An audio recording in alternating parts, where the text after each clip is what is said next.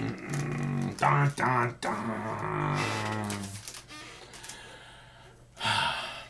Hello, my little ninjas. My name's Mike. This is my YouTube page, Mox News, and welcome to your Wake and Bake News at 7 p.m. I'm your host, Moxie, and thanks so much for tuning in because it's always better when you're here. Please never forget that. And today I have a very special day. Honestly, it's too fucking hot. I do not do well above 75 degrees, and today it's 85 degrees, and on this side of the house it gets all the sunlight, so it's very warm in this room, and then there's extra lights that go in on top of that, and the computer and such. So it's very hot in here. I will not be able to last long doing this. So if you want to call, now's the time to do it. Don't let me hesitate you. That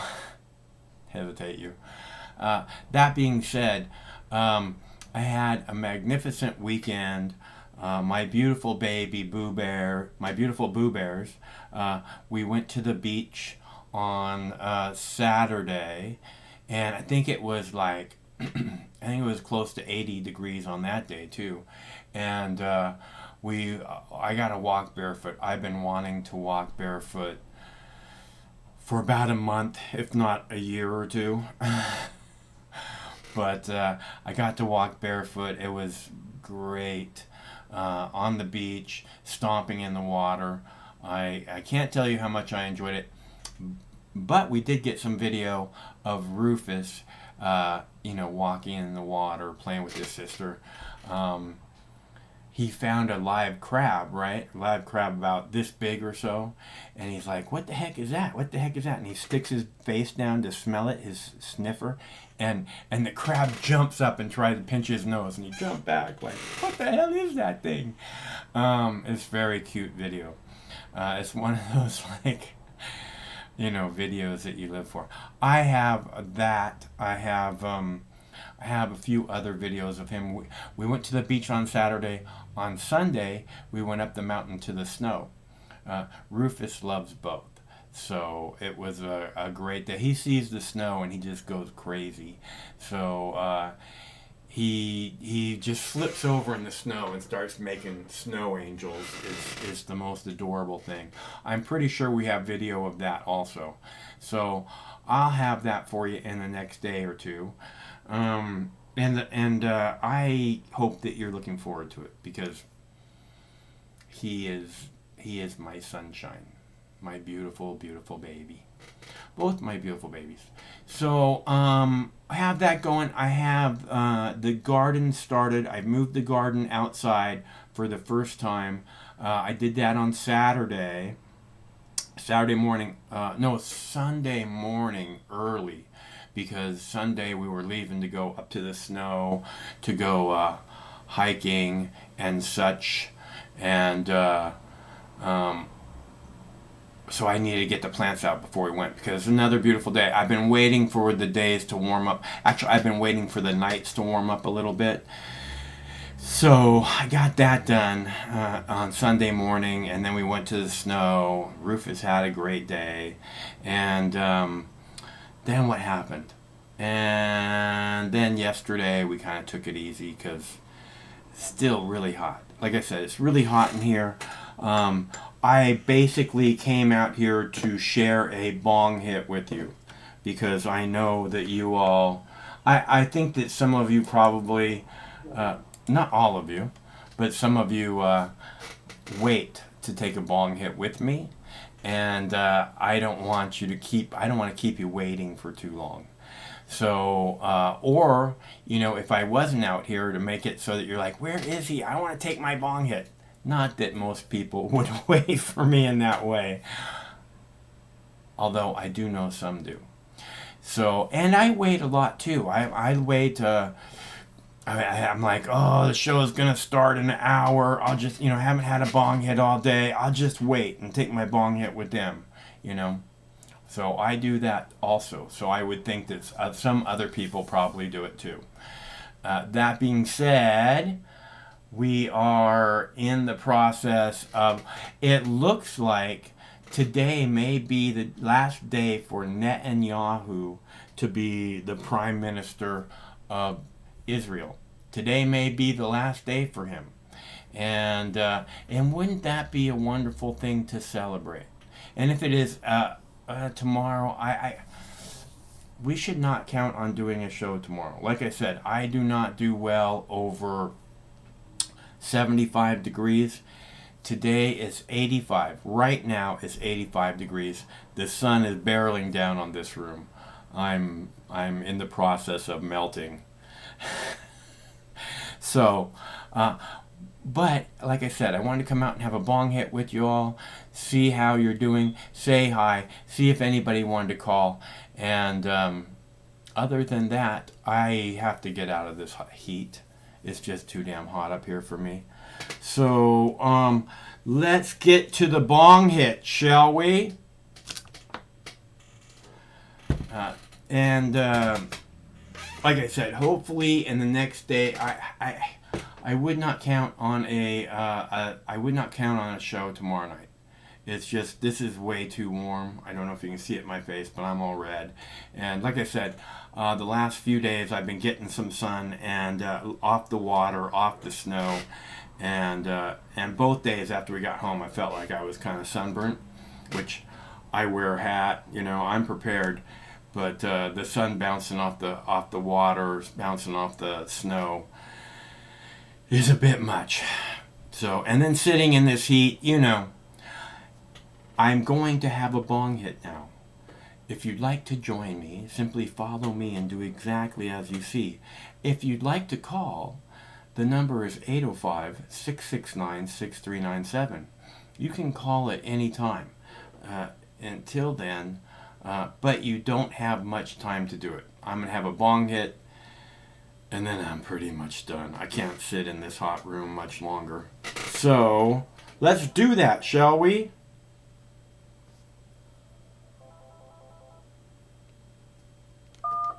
Hello?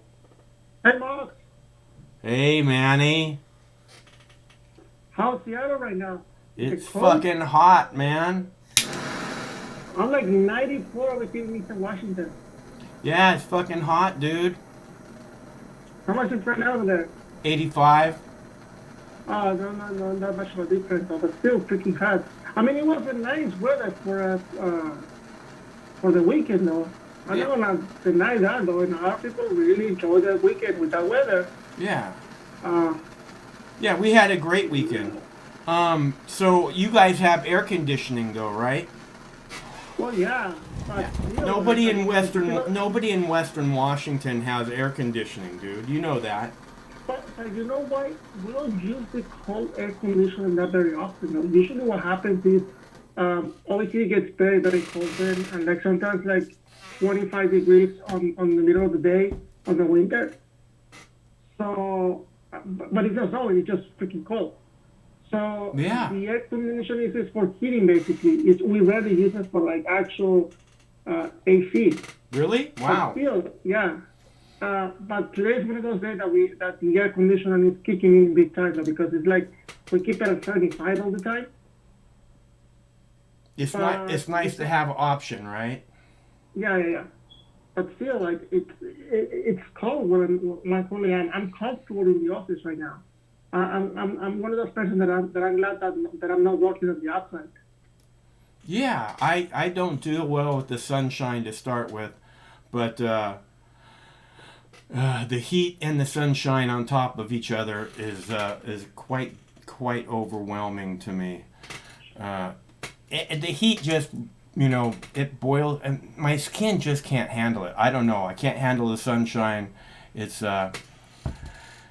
really freaking hot. Well, it is what it is, Mark. At least you're having some heat right now. I'm gonna take this bong hit. So let me take this bong hit, okay? Yeah. Let me finish like that though. At least you guys are getting some sun though, because in Seattle we rarely get any sun at all.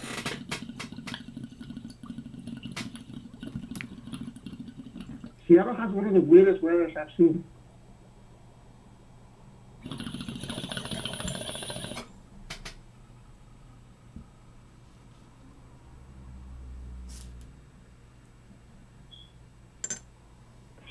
That weed is so sweet. Seattle has the nicest weather I've ever seen. See, but I'm not used to the cloudy weather all the time, though. You what now? So, yeah, I used to live in Southern California, man, and it was sunny all the time, but it wasn't hot. It was like 75 degrees sun all the time, even in the winter. Like it was the lowest that I've seen in Southern California is around the 40s, and that was the lowest. I think it has the best weather, dude. I think the weather just doesn't get any better than Seattle. Now, did you get depressed because it's raining all the time over there? The one now? Did you get depressed because it rains all the time? I don't get depressed. Oh, a lot of people, I heard that stereotype that Seattle is one of the most depressing cities in America now because it's always raining. Yeah, all you guys, Seattle is so depressing. You should stay away, otherwise you might get depressed. You won't like it here. You'll just be sad all the time. You should stay away. Well, you got the Balkans, so that's gonna kill your depression right there, man. I love the Seattle weather. I think it's the best in the world. I've traveled all over the place. Again, I don't do well in the heat, so Seattle has a very moderate climate, so it works for me well. And honestly, I tell people all the time. You know, like I said, I say hi to everyone I can, and I tell people all the time, this is the best weather in the world, and I can prove it. And they say, really? And I say, yes. Everywhere else in the world, people die from the weather. That doesn't happen here. So that's true. That's true. It's a complete 360. For example, if you live in Phoenix, which is a total different type of environment right there, man. 120 degrees in the middle of the summer in Phoenix. The thing what I like about Seattle, Max, and when I was living there, is like you can go to any of the public parks around, especially the east side, and there's a forest right next to the actual park. So you can actually hike around those public parks and nothing will happen to you, though. Like, it's so accessible, you don't have to drive long distances to go hiking or just to go and explore the actual forest, because it's right next, basically in your backyard, though. Like, or you can go and explore, like, kayak or go to the beach within minutes. Even though there's no beach like in Miami or like in Southern California, right? But it's kind of like a beach though, or it's pretty similar to a beach, but with sweet water instead of salty water. I love Seattle. It's a great place. I wouldn't want to live anywhere else. That's how much I love it. Even more so, I really don't want to travel anywhere. I love this area. Really? Yeah, there isn't, I mean, it has, you can drink the water out of the tap. You know, there's amazing, great food everywhere. I mean, not just different varieties of food, but truly great. When you go to eat it, it's almost as good as it can possibly be. And so I always tell people it's a higher quality of life in the Northwest. So, no, I don't want to go anywhere. I don't want to leave my higher quality of life. Why would I want to do that? Well, that's true. But, I mean, when it comes to the food, I kind of disagree in that one, though, because I heard like the best tacos in America, they're in LA, they're not in Seattle. There's good talk. I mean, there's good taco trucks. There's really good Mexican food, and I think maybe I could show you something that you would probably think was amazingly good. If you have some recommendations, go for it, Mark. I can definitely try it. There's a place down in Kent that we used to go. There was a little tiny place, and it was fucking great. What kind of tacos do you like? Whatever, the baba, pucha, lengua. Yeah, they had the la lingua. My good friend who I used to go there with all the time, he loved the la lingua there, and he grew up eating that. So basically, then you actually eat the tongue of a cow. Yeah, he grew up. His mom used to make that all the time when he was growing up. It's expensive though. It's really, really expensive though. That's why the tacos of lengua it's a little bit pricier than the regular carne asada or like chicken tacos, well, because those are really, really pricey. Yeah. You're eating the tongue. Yeah, right, right. I understand that, dude. I'm not a big fan, but I'm telling you, these are good tacos. So next time you're in Seattle, call me and we'll go get good tacos. Awesome. Yeah, it's nice. But yeah, I mean, right now it's like 94 degrees over here in Mr. Washington, man. And I mean, the good thing is that the air conditioning is kicking in. I went to Moses Lake on Sunday. Oh, sweet. So that was a nice, yeah, it was nice. It was a lot, and it was a little bit overcast over there. It wasn't full overcast, but it's just a little bit overcast on Moses Lake. So it was nice. I didn't get burned. And you can actually feel the fresh air at that place. But yeah, it was nice on Sunday though. Yeah, this place that I'm showing, this is a Hidden Valley Ranch or something, and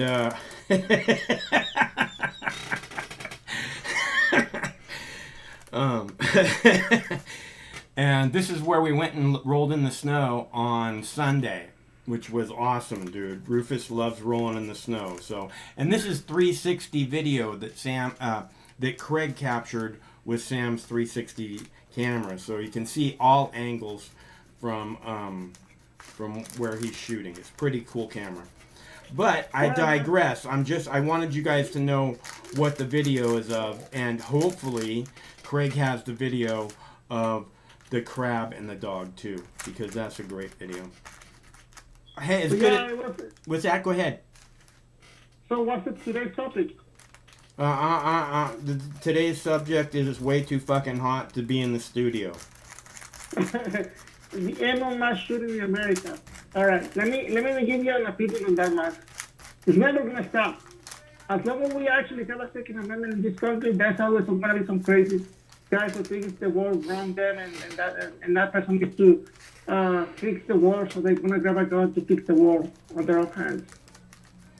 Well, I don't have time to go into this subject tonight, but that's not really the question. The question is, will banning AR-15s and which you kind of answered because you said it's not going to stop. I've seen attacks in China where the people that were attacking had a cleaver and a knife, and I'm telling you. They fucked a lot of people with that shit. So it's not going to end. You can get rid of every gun in America, and there'll still be mass killings. So you stole my thought because I was gonna say that, but I was gonna use the UK example though. Like a lot of knife attacks going on in London, but yeah, that's never gonna end there. Like in Mexico, we have total gun control. Only the army and the police can have guns, and you still see narcos killing each other and overpowering the local police or the state police, even though. Mm-hmm. No, none of the state police, the federal police, though, because the only one that had like that caliber. Hey, we got another caller, Manny. I'm gonna take another caller, okay? All right, man. I'll talk to you later. Hello, caller. Hey, what's up, man? It's Brandon. Hey, Brandon. It's good to hear from you. How you doing? I'm good. And I was enjoying how you was talking about how beautiful it looks out there and stuff. Mm-hmm. You know, that's what's up, man. That kind of gives like people that live in those environments a peace of mind with nature. You know? Yeah, I feel like I connect with nature every day, pretty much, Brandon. Yeah, it's kind of like when you have 4 seasons. Mm-hmm. If you live in a state or an area that's got 4 seasons, it kind of humbles you a little bit. You know, because you got to show respect to nature. You know? This is the mildest weather here in the world, Brandon. I mean, Manny was talking about Los Angeles and the sun being out all the time. This here is, generally speaking, it's just the mildest weather in the world. It doesn't get too cold, and most of the time it doesn't get too hot. So.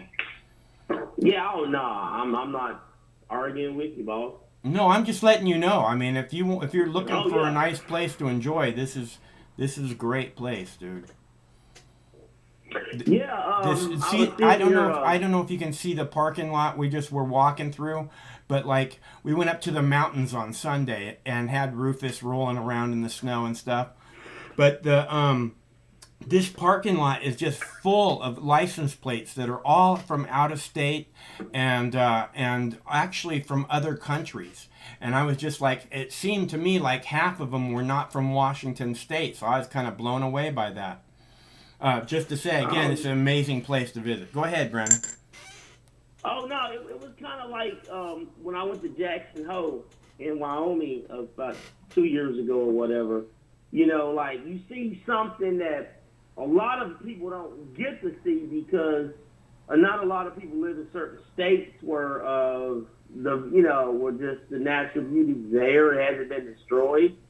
You know what I'm saying? Yeah. And, and plus, you know, you got your noise light discipline still that it's not gotten out of control. You can't see the stars. You know what I'm saying? Yeah. You know, but yeah.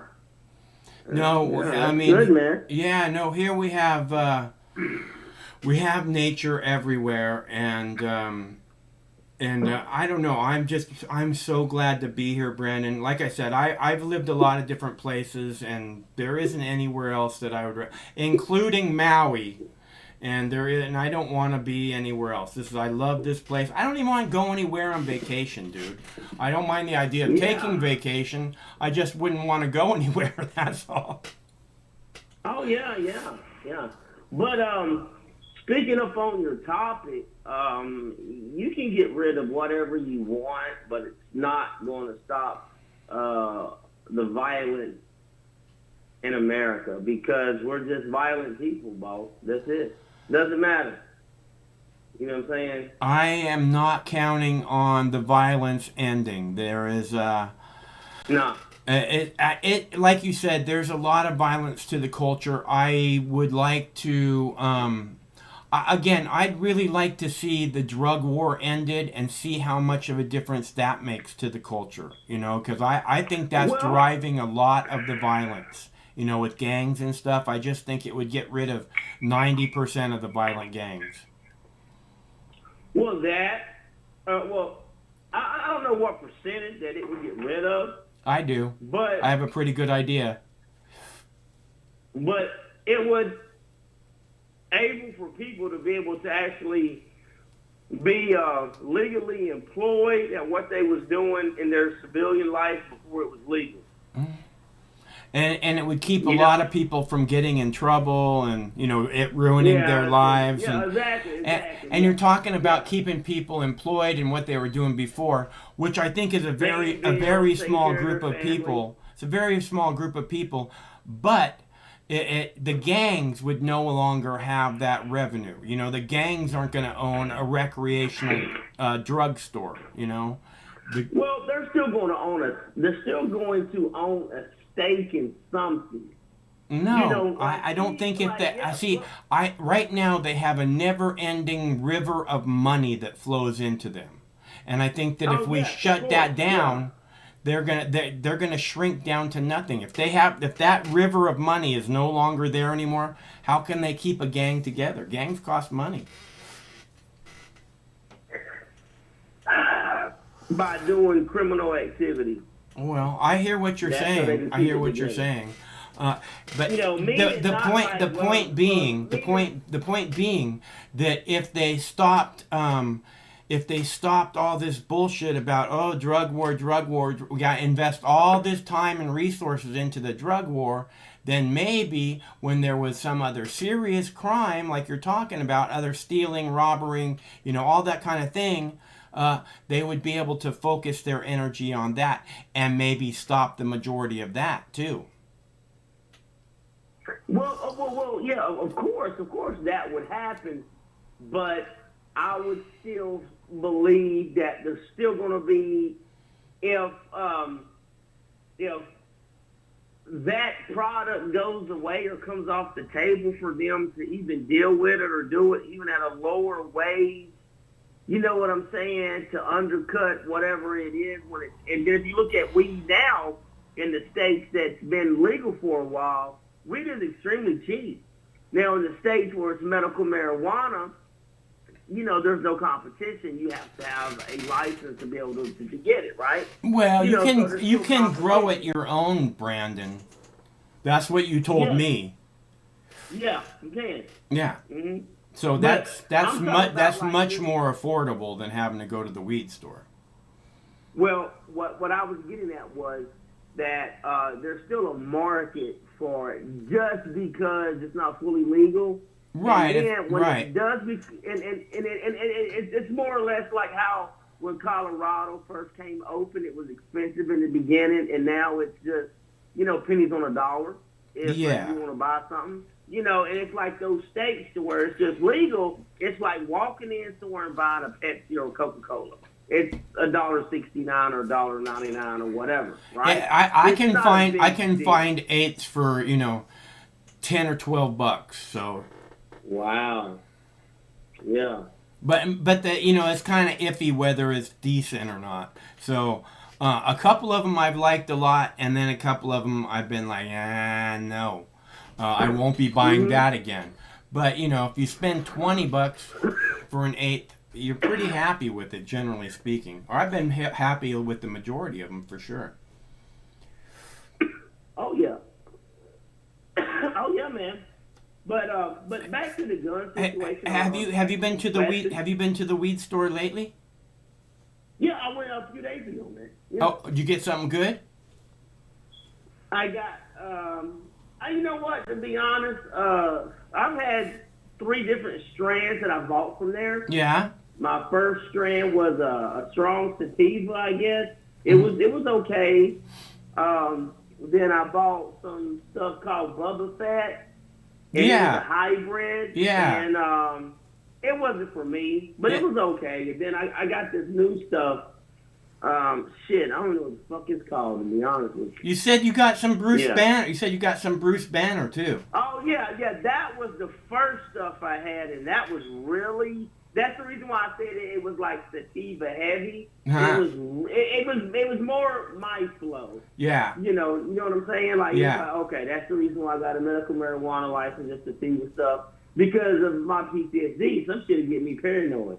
Huh. But not like paranoid to where like I'm hiding behind the couch or nothing like that. You'd be like, what the hell just happened? And then you're like, oh, nothing. I ain't moved in 2 minutes. I mean, it's not. You know what I'm saying? Yeah. No, I get where if I haven't had it for a while, then I get a little paranoid. Like 3 or 4 months, I get like the first time I get a little bit paranoid. Like everybody's FBI and they're all looking at me. Well, I don't. Yeah. I mean, I can see that out because of your career field. Because you be dropping bombs, Mom. You the man, bro. You be telling the truth. Thank you. All I want to know is, Yeah. listen, you got to get who killed JFK and what the fuck's up with these aliens. And that's it. You know what I'm saying? And a bonus investigation report that could be breaking news is who is the real fathers of Michael Jackson kids. You know what? All I care about is some truth about, how really all I care about is the dog. Okay, my beautiful babies, my Boo Bears. That's all that really matters to me. I talk a lot about the generations that are coming after us. It's not so much that I care about them as that I would rather we don't leave this mess. We don't count on them to clean up this mess, because we helped create it and we should have been doing something about it long before now. And I would like to, how they say, leave something better than when you got there or whatever. I just feel like we're not doing that, and so it's not so much concern for the next generation as I just like to leave something better than this mess. That's all. So you know what? Maybe sometimes there's a lot of people that think the same way of how you just said it. Meaning you see something wrong and you want to leave it in a better, place than what it is. yeah, You know what I'm saying? yeah, Like say Martin Luther King, Gandhi, or whatever, right? Mm-hmm. And the problem is, it's such an unpopular thing to do. You know, it's like being the lead cheerleader, right? And standing up in the cafeteria when the little nerd is getting beat up by the quarterback of the football team and saying, stop, leave him alone. Yeah. It's extremely, you know, unpopular. It's not attractive, and no one likes it, and that's the reason why a lot of people that don't do it. The good thing is now, Mark, is that with social media the way it's been booming, and I follow a lot of people on social media, man, that do similar to what you do. You know, they do different platforms. They don't have, like, nowhere near of an open platform like you got. But you're giving so many more people such a better option. You know what I'm saying? And that's where, you know, you're the rose in the park saying, I'm tired. I'm not going to walk in the back of the bus to sit down. I just got off work. Or I got to go to work. My feet hurt. You know what I'm saying? You know, so what's wrong with, you know, like what you or a lot of other people are doing? And it's trending, man. Like, just believe, y'all, this independent media thing is growing. You know. Yeah, well, look, I did this, Brandon, when I started doing this, Mox News, C-SPAN Junkie was everywhere. I literally have been the front page, my videos on YouTube have been the front page of Huffington Post hundreds of times, okay? So, and because of my work, 2 of Time Magazine's top 10 most important blogs, news blogs on the internet, asked me to work for them, and a third, the Huffington Post, scouted me to work for them. So I understand what's happening with the independent media. The problem is the powers that be at YouTube, at Facebook, you know, they are threatened by that. The powers that be at CNN, at MSNBC, at Fox News, they're all threatened by that. So if they see anybody getting too big, they do their best to shut them down as quickly as possible. Yeah, oh, no. Well, that's because of competition. And then it's, you know, some people be like, well, we don't want to hear that. Yeah, I understand that, but... Well, they don't like the way that I spin things, is what it is. You know, a lot of times, if you post their videos, it's just basically like advertising for them. You know, here's people who might not know this person, who might not know Fox News, who might not know what they do at MSNBC, and they see it on your video, and they go, hey, I got to check out that channel more. So that is actually good for them. The problem is, I take their video, which is like, you know, something about Hamas attacking Israel, and say, you know, Netanyahu killing Gazan babies for blah, blah, blah. And they don't like that, you know, they don't like the way I spin things, so that's why they've come. And literally, I was getting more views than CNN at one time on my YouTube page, and CNN was getting daily on their website, and they became very, very threatened by that. Well, yeah, but so now gotta feel good. So now that the YouTube has me shadow banned, and people don't know, like Jackie Cat. You know Jackie Cat, right? Yeah. Jackie Cat says she doesn't get a single notification whether I post a video or I do a live show. She has no idea unless she tunes in to see what's going on. I don't neither, Mom. Yeah. I don't neither sometimes. Yeah. It's like, and see, I have 2 phones. Yeah. You know, meaning I have 2 iPhones. I got one iPhone that, you know, I upgraded, but I owned it and I always kept it, but it's on Wi-Fi. So I may use that phone for YouTube videos or whatever, nothing to bring to it. And then, you know, the phone I got, you know, I'm like, well, I didn't get no bean to mop. You know, but you know what though? It's just not you that's going through. No, you know, I other agree. People that I follow too. Yeah, no, I agree. It's not just me, and I'm not just saying that it's just me. I'm saying that I was in the day, I understand what you're saying about, independent media. And I was one of the big sources back in the day. And because of my opinions, even though I wouldn't do monologues, simply because I put my opinions in the title and I allowed other people to talk about whatever they wanted without censorship, YouTube decided that I'm dangerous, just like when they gave us a medical misinformation, guideline strike, 2 months ago. They decided that somehow I am dangerous, and for that reason, nobody gets notifications of my work anymore. So, they did everything they can to fuck me. Well, the way I would look at it, I understand what you're saying, but Yeah. meaning like getting your message out there and revenue and stuff like that. But I would say this: when the fuck does YouTube have time out of the billions of people on YouTube every day to look at this particular guy who just really gives people a platform to ask a question?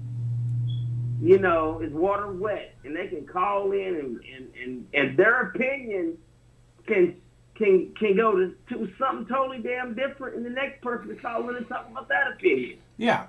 It's totally amazing, because I know like Tim Black has been censored, David Patton's been, whatever you want to call it, yeah.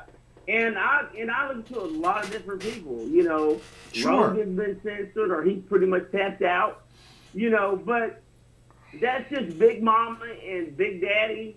Big Brother. It's Big Brother. Okay, yeah, you call, I think there's a daddy out there. Okay. But it's just trying to calm it down before the storm really gets going.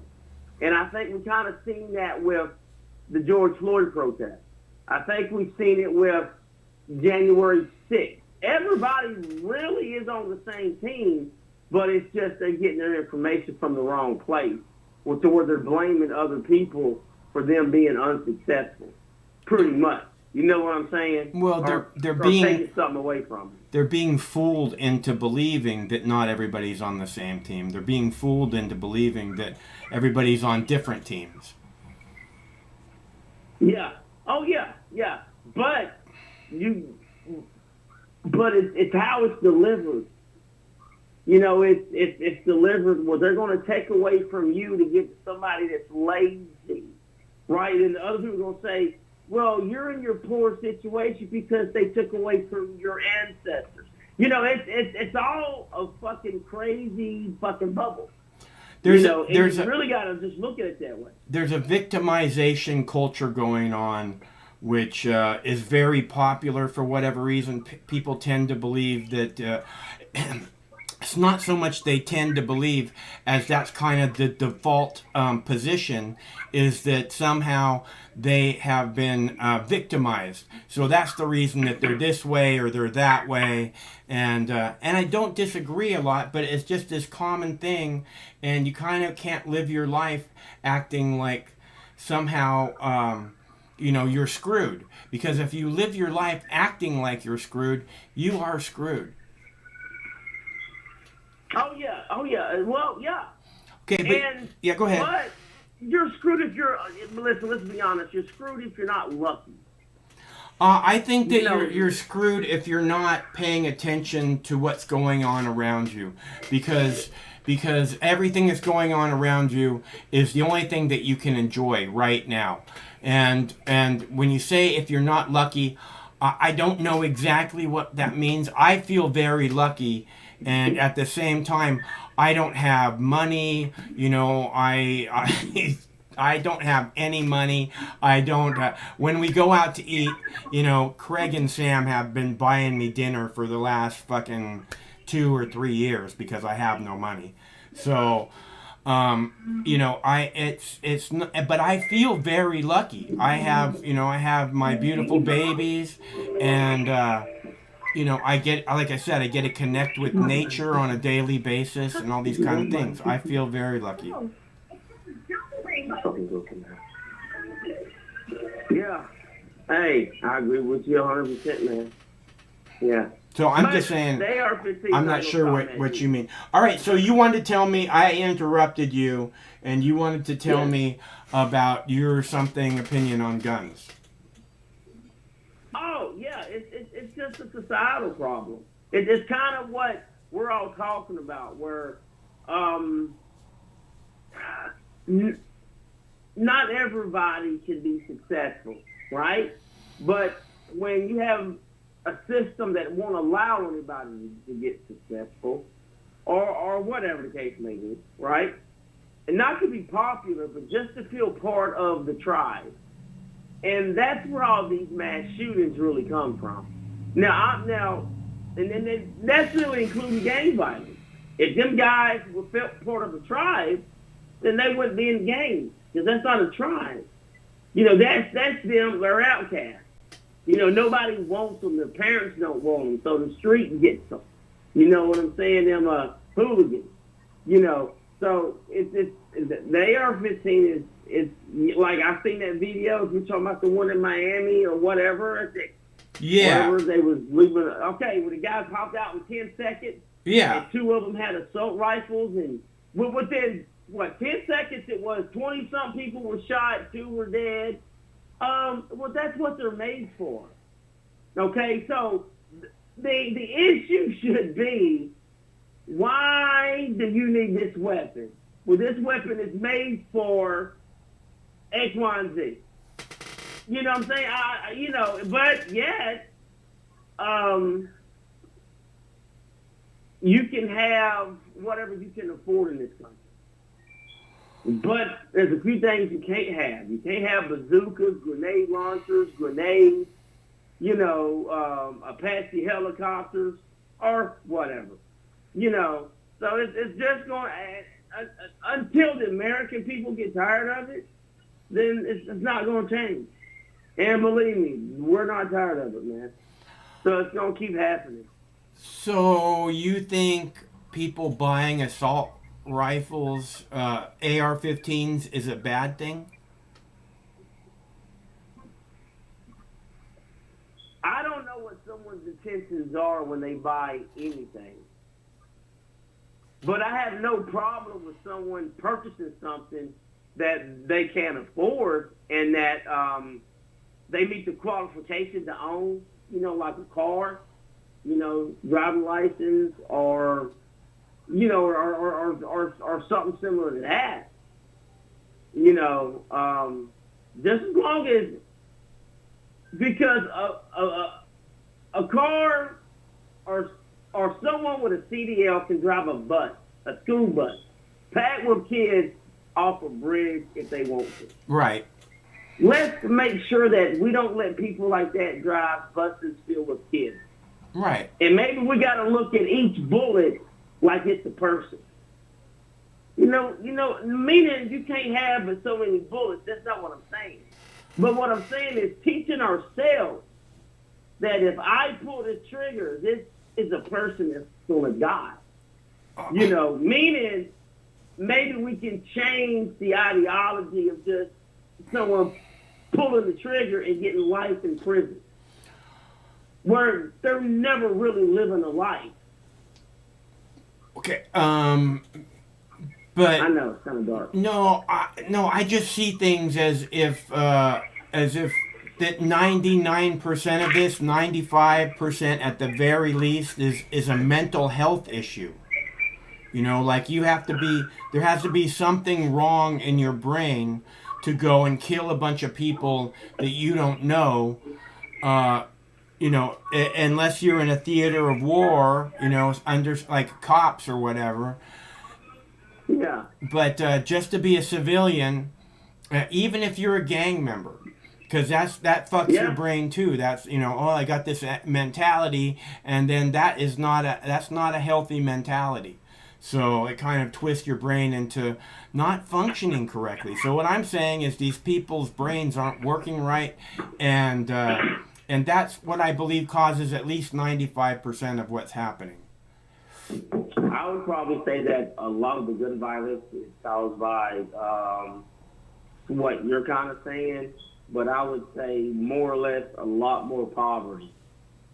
Okay, because in poverty neighborhoods, you see a lot more gun violence, right? And I think let's say rural areas. I think it's easier to have mental health problems in areas of great poverty. And it's depressing to start with, and then a whole bunch of other stuff on top of that.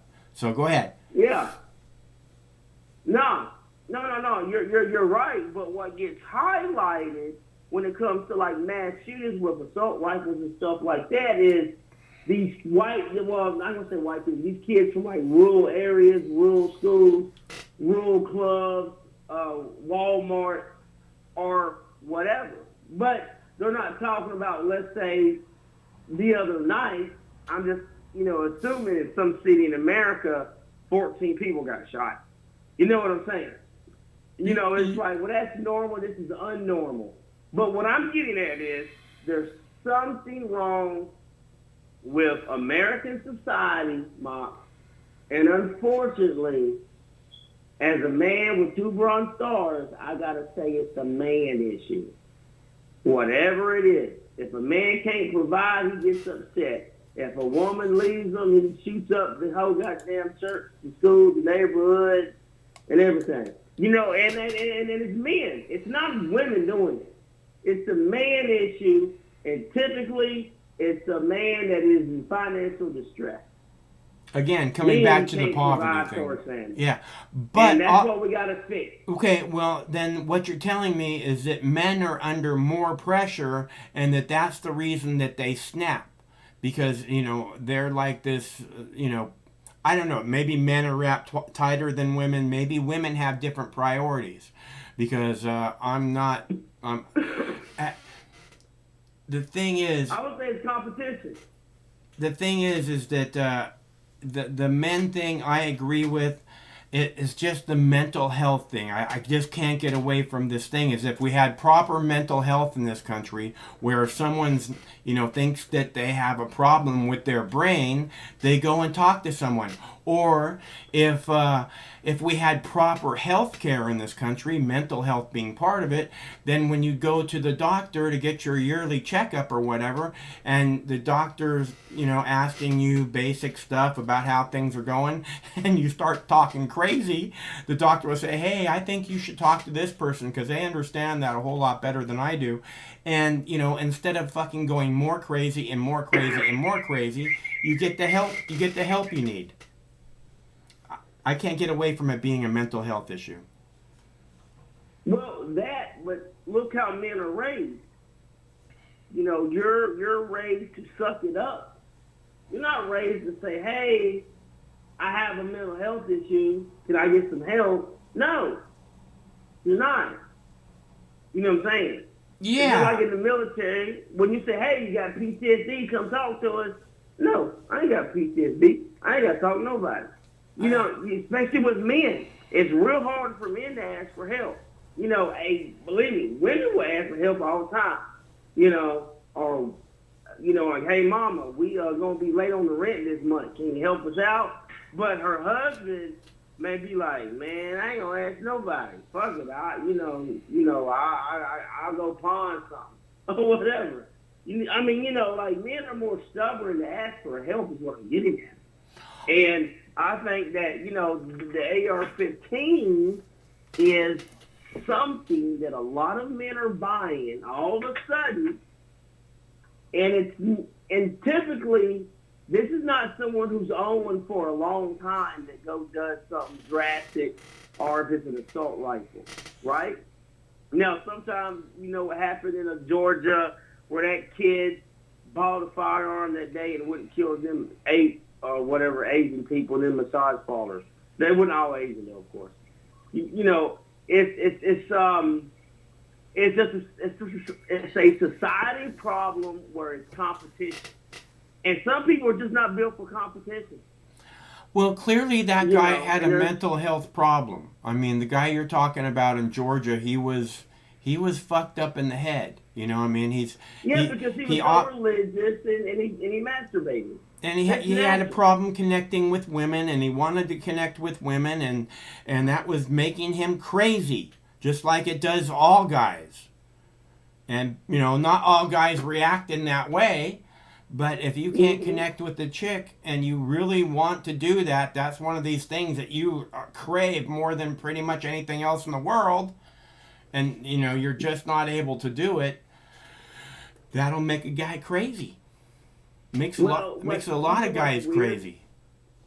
But you know what's weird, Mox, is just how you said it. If a guy, this is a guy problem. Mm-hmm. If a guy cannot connect with a chick, yeah, and it makes him go crazy. But you know what? But every time that happens, it's never the guy who had a lot of male friends that he hung out with.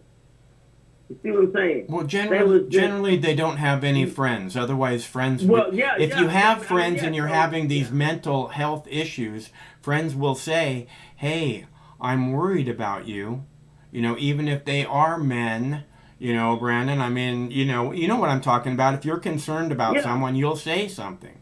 I mean, I do. Yeah, exactly. Yeah. But just again, that's one of the damn problems. You know what I'm saying? Like, it's never there for him because it's like, well, you gotta be a tough guy, blah blah blah blah blah. Stuff like that. Yeah. Have you ever seen the movie Hardcore Henry? I've not watched it totally. No. Okay, it's all shot first person, so you see out of this guy's eyes the whole time. The movie starts off with his dad, close up in his face, saying, "You little pussy," right? And I think a lot of people get that. A lot of men get that. What you're saying, where they can't ask for help, where they have to be tough men or whatever. They kind of get that indoctrination from, Doesn't matter. Yeah. So, Doesn't matter. Again, it's kind of almost a mental health issue because that's where everybody's mental health issues begin, more or less, is as a kid, and then it just gets worse. You know what I mean? So. But see, that's why they don't want to do this bill when it comes to giving all this money to help, pre-K, preschool these kids, because the wealthy people don't want competition. You know what I'm saying, Mike? Sure. I believe that wholeheartedly. It's not just that. They want. Besides the competition thing, they want to have this elitist kind of thing going on where we're better than those people. So, I mean, we went to Harvard. Well, they don't want the competition, Mark. That's all it is. Yeah. Well, they also look. There used to be this thing during the 20s and the 20s and 30s during the Depression called slumming. And what the people would do is, the rich people would do is, now you say, I'm going to go slumming. It's like I'm going to go to this club wherever it's not the very nice neighborhood. But what rich people would do, they say, hey, let's go slumming. And what they do is they dress up in their most fancy clothes and they get in their fucking beautiful cars and then they go ride down in this neighborhood that was, completely poverty ridden. And they think about how they were so much better human beings than all these fucking savages who live like this, So it's not just a matter of not wanting to have the competition. It's they want to have this feeling as if they're better than the rest of the people. Yeah, and hopefully we get tired of that, man. But look, Mark, I'm about to get off.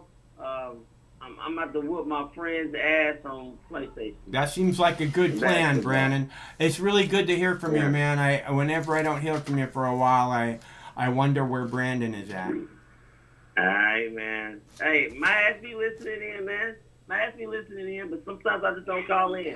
Hey, a man has got to have priorities, whatever it is they are. I trust you to have the right priorities, bro. All right, man. All right, brother. Take care. Okay, I look forward to talking to you soon. Have fun. All right, man. Whoop, that's our buddy, Two Bronze Star Brandon. It's always good to hear from him. I haven't heard from him for, over a week or so, and I'm like, man, where's Brandon? This video here that you're looking at is up in the mountains. I said on Sunday we went to the mountains, we went to the snow. This is our view, if you can see that mountain range. On the other side of that mountain range is Seattle. Okay, so we're way west. We're like way west of Seattle because there's a mountain range. And these are the Olympic Mountains, and they are very majestic. And we saw deer when we were walking along here, and it was very nice. The Boo Bears, Rufus loves the snow, and Sammy loves it too, but she doesn't get down and roll in it like it's the best thing ever. He gets down, he rubs his face in it as hard as he can. He's just rolling all over the place. It's a beautiful thing. So we went there on Sunday. You can see the blue sky. They say the bluest skies are in Seattle. I think this video may almost prove it. Even though there's clouds, you can see, that's how you can see how blue the sky is. It gives you a reference point, so to speak. That's our weekend. We also, I hope you saw the video with Rufus with the crab down on the beach. That was a really, really good day too. And this is Craig with his 360 camera. Actually, it's Sam's 360 camera. That's Sam right there. And he's taken video of everything around him. It's the whole 360. He can see everything. I don't know what's happening there. It's not my forte. I'm the talent, not the technical guys. So, that being said, this is a call-in show, and if anybody wants to call, I only have a few minutes left, in which I will be happy to talk with callers. Other than that, it's very hot up here in the, in this room where all the sunshine hits, all the afternoon sunshine hits. So I'm kind of melty right now. So if anybody wants to call, this is going to be your last chance. I think we'll go ahead and do another bong hit. I have another bong hit to share with you. I just, again, when it gets real warm, I get a little lightheaded to start with, and I already had one big fat dab with you. But I'll be happy to have another one. I like the idea of that. We might as well. Why not? But this will pretty much be your last chance to call. And anyways, you can see what a lovely Sunday we had. You can see all that snow over on the right. You can see the snow up ahead. You can see the snow-covered mountains. And you can see my happy Boo Bears. Don't they look good? I think they look really good. A week ago, or 2 weeks ago, or 3 weeks ago, my Boo Bear was very, very limpy. But I think it's starting to pretty much go away. And I can't tell you how happy I am about that. I've been doing some deep spiritual healing with him, and I'm so glad to see it paying off. So he should be better. He should be all better soon. We're working on it. The chiropractor we were there 2 weeks ago. We're going to the chiropractor tomorrow. We were there 2 weeks ago, and the chiropractor said, he said, I wish I could get your puppy back for you. And I looked at him and I said, we're working on it. We work every day on it. He said, you're working on it? I said, you betcha. And when we went to the beach, besides Rufus checking out the crab and how cool that was, there was this point. We went out on the point. We didn't actually make it all the way down to the point, but the tide was incredibly low. And we went out on the hold on. We went out on this sandy bar, sandbar, and there was water on one side and water on the other side, and I let the dogs off the leash, and they just immediately started they do this thing where they get up on their hind legs and rah, rah, rah, rah, rah, to each other, which is they're playing, and they immediately started doing that and just slamming into each other back and forth, and I saw my puppy again, and I'm going to tell the chiropractor tomorrow. I saw my puppy this weekend, so we're getting closer. What's up, caller? What's up? No Craig today? Why are you answering the phone? Craig had to work late this afternoon, so he's snoozing. No, he didn't get home from work until late, so he's not snoozing. He had to work until like 7 p.m. or something. Huh. Yeah, I was just chopping up my meat listening to you guys. I guess you don't have a lot of videos or anything lined up today, huh? No, I just have video of my beautiful babies. Well, as I monitor the national discourse through the mediums of social media, I notice that there's a hell of a lot of talking about the vaccines. And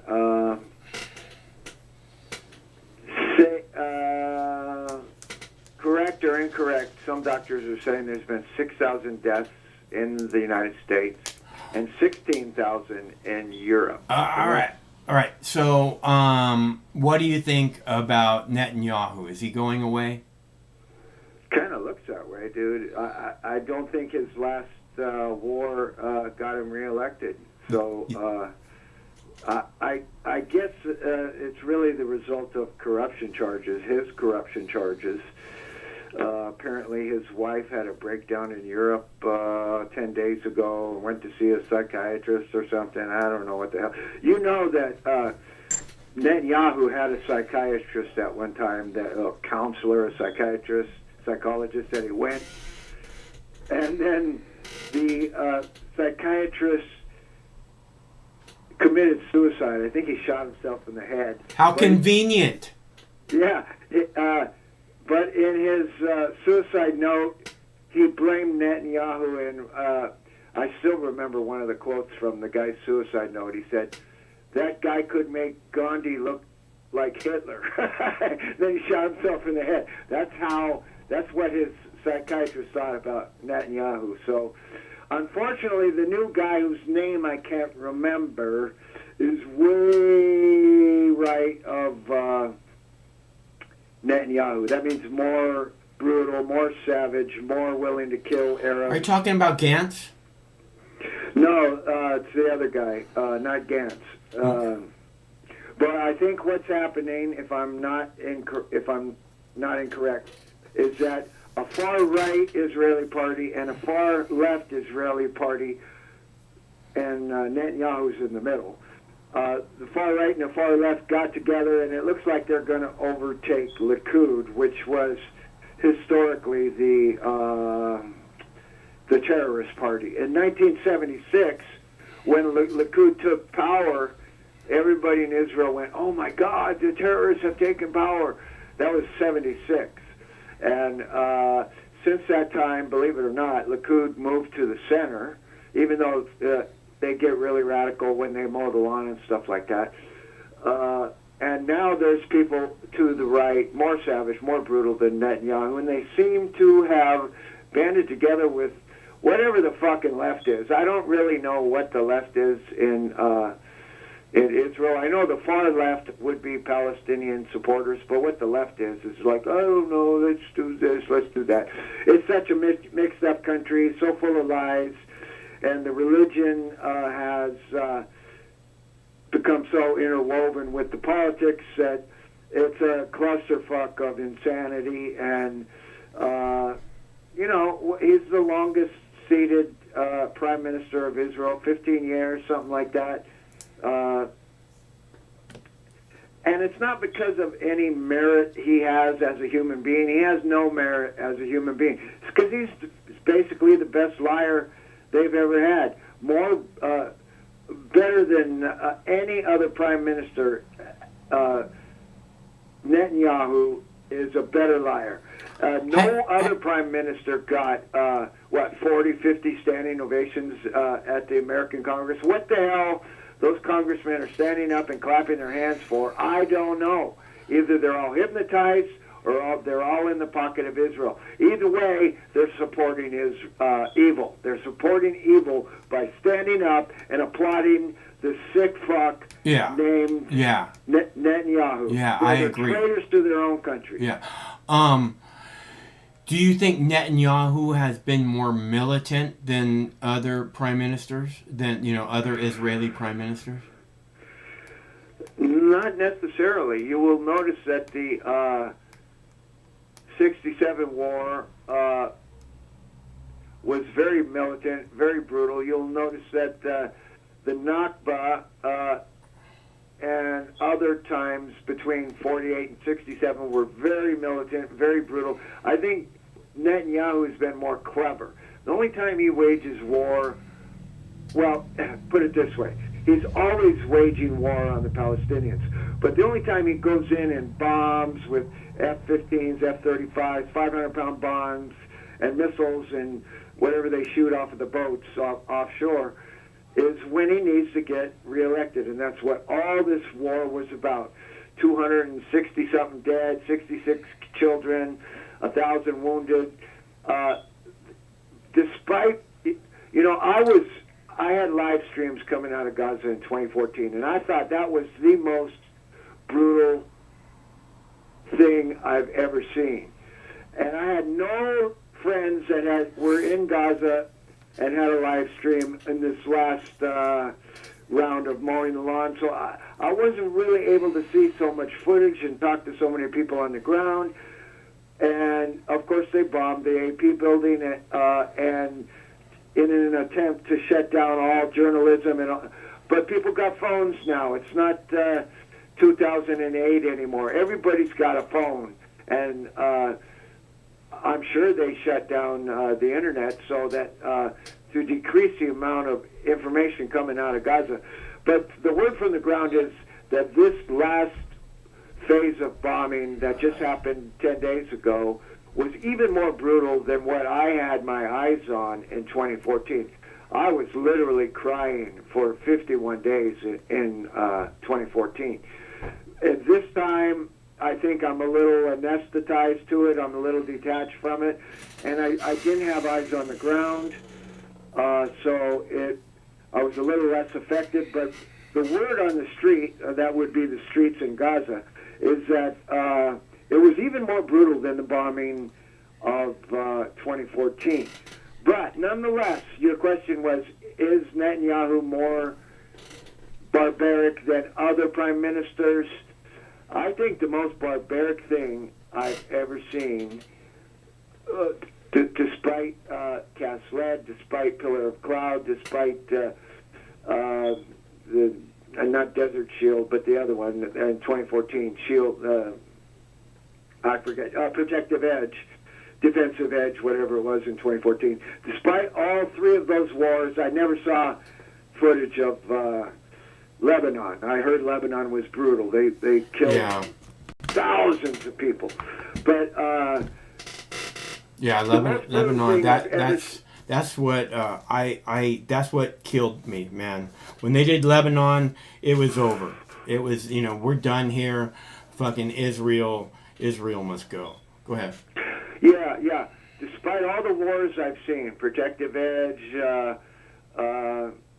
Pillar of Cloud, Cast Lead, all these fancy names they give to butchering innocent civilians. They give them fancy names like, it's the Terminator, The most brutal thing I've ever seen was in 2018, all the footage of the protests on the border of Gaza, the Great March of Return, every day, and especially every Friday.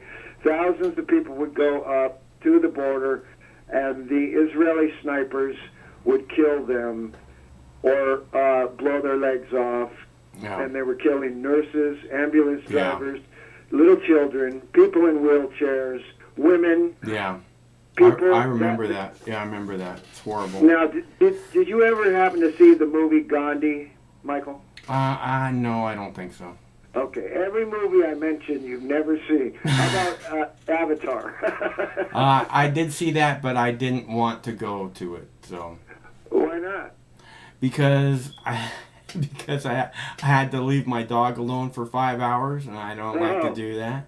Okay, but yeah, well, I'm just checking. There's this thing.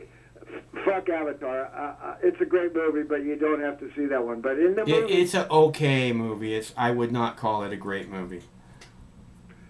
in the movie Gandhi, they restaged this historical event where the Indians that were in the Satyagraha movement, the nonviolent movement, would walk up to the other Indian soldiers, and there were reporters, British reporters in India at the time, and the Indian and the soldiers would just beat the fuck out of them with sticks, and then the women would come up and take the injured people out, and thousands and thousands and thousands of people were beaten with sticks until the news got out, and eventually, within the year, the brutality was so great that England decided to give India its own liberation, and that was the last death throes of the Indian Empire, you know. So it reminded me, the Great March of Return reminded me of that movie Gandhi, except it was more brutal. Instead of beating them with sticks, they were just shooting them. Yeah. And you've got, I don't know how many dead. I had the numbers in front of me. I think about 280 dead people who were just peacefully protesting hundreds of yards away from the border, and they were flying kites and burning tires and waving flags, and they were shot dead, and then thousands and thousands of people wounded, and they kept this up for about a year. And Abby Martin documents it, okay, not great, but okay, in her movie Gaza Fights Back, which is available on YouTube. And Netanyahu, there are people, prime ministers that were more brutal than Netanyahu, but Netanyahu he's going to hell, man. He's going to the ninth. They're all going to hell. Yeah. He was prime minister doing the 2007 Lebanon thing, right? Yeah, it's been 15 years. Yeah. Yeah. So 10 would be 17. Yeah, either that or he was elected right after. But yeah, that's about 15 years ago. Yeah. So, but you got, I think it's important to understand that in 1948, as soon as the United Nations recognized Israel's declaration of itself as a country, they recognized it. As soon as that happened, the Zionist soldiers burned 500 Palestinian villages and dispossessed anywhere between 750 and 780,000 people from their land and drove them out of their land, burnt their villages, changed the name of the villages, and then built Israeli settlements on top of it. Yeah. And nobody did anything at that time. Nobody did anything. So it's been going on longer than I've been alive. I wasn't alive in 48. So it's a butcherous, genocidal, insane Yeah, it's country. completely genocidal. I agree. So, do you think that banning AR-15s will end mass shooting in America? Not really. Not really, Michael. I'm pretty much going with what the NRA says. I don't think the NRA is overstated or out of. You'll notice that I think I saw that some of those people in Florida were armed and they chased those three fuckers away. So open carry or concealed carry can protect innocent people from crazy people. And as soon as you ban guns, only the criminals will have guns because all the law-abiding citizens will be unarmed. So, no, I really do.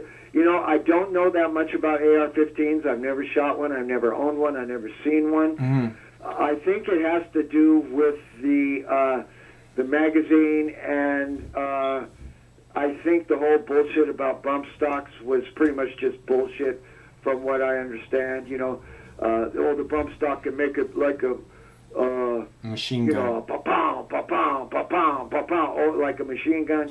I think that's bullshit too. I'm in favor of an armed population, and as far as I can tell, even though most people don't take AR-15s into the woods to shoot deer, some people take them into the woods in case there's Sasquatch in the woods. So because I realize Sasquatch is a national danger, I'm in favor of AR-15s. There you go. Did you have a nice weekend? Pretty stressful. I'm dealing with a bunch of shit here, but I'm keeping my nose to the grindstone. I'm trying to get people to straighten up and fly right, but that's always difficult. I keep my shit together, but my weekend was okay. Is it hot? Is it hot there? It was hot today, but not really hot. It was only about 80, you know. But I worked hard. I worked hard all day. 85 here, man. Yeah? Yeah. Well, okay. I'm working too. I'm just moving my my garden out into the sun. So it's been sitting in the semi-sun for the last couple days. Tomorrow I'll go out in the actual sun. So. Why is it in the semi-sun? Because it's been indoors, you know, vegging for the last 3 weeks, and I didn't want to shock it with direct sunlight, you know, after using indoor lights, because the indoor lights don't compare in any way to the sunshine. So I want to acclimate him a little bit. No, that's cool. I can dig that. You know, people freak if they get a little leaf burn on their plants and stuff, but I don't really think it's such a big deal. The plants, marijuana and tomatoes and roses are the three plants that I notice recover extremely quickly from whatever you do to them. Other plants take a long time, but marijuana can recover in 1 day or 2 days. Yeah. Anybody who's trimmed them at all knows that. I gotta take a break, Mike. Okay, take care. Good to talk to you. I hope everyone is well and they keep their wits about them on planet Earth. Good luck with that. All right, I'll talk to you soon. Sometimes life can be a little... Up. Good boy. All right, so... Hold on. Fucking tiger. I don't see a fucking tiger. What are you talking about? Fucking tiger. Fucking tiger! I need a break for just a sec. I'll be back momentarily. We'll have another bong hit, see if we have any phone callers, and go from there. Sometimes life can be a little overwhelming. Sometimes the weight of the world can be too much to bear. Sometimes you need to stop worrying and take a deep breath. Sometimes you need cannabis. Introducing Brightside, high-quality cannabis delivered right to your door. Brightside offers an extensive menu of strains and products to meet your needs. Choose the experience you want, and we'll send you the dankest herb, the real sticky icky, some top-shelf marijuana. If you like what we send you, keep the whole jar. We'll even include some nugs for you to blaze. As part of Discovery, you'll get to try new strains and products. Side effects may include euphoria, increased appetite, uncontrollable giggles, elevated sensitivity to musical dopeness, and reduced anxiety. Tetrahydrocannabinol may also induce feelings of existential well-being and relentless optimism. With a Brightside subscription, you can get it once a month, once a week, or whenever you want, all at a price you'll like. And yes, this is a real company. Do you know who I am? You're the wizard. Ask your doctor if cannabis is right for you. It probably is. Keep it Brightside.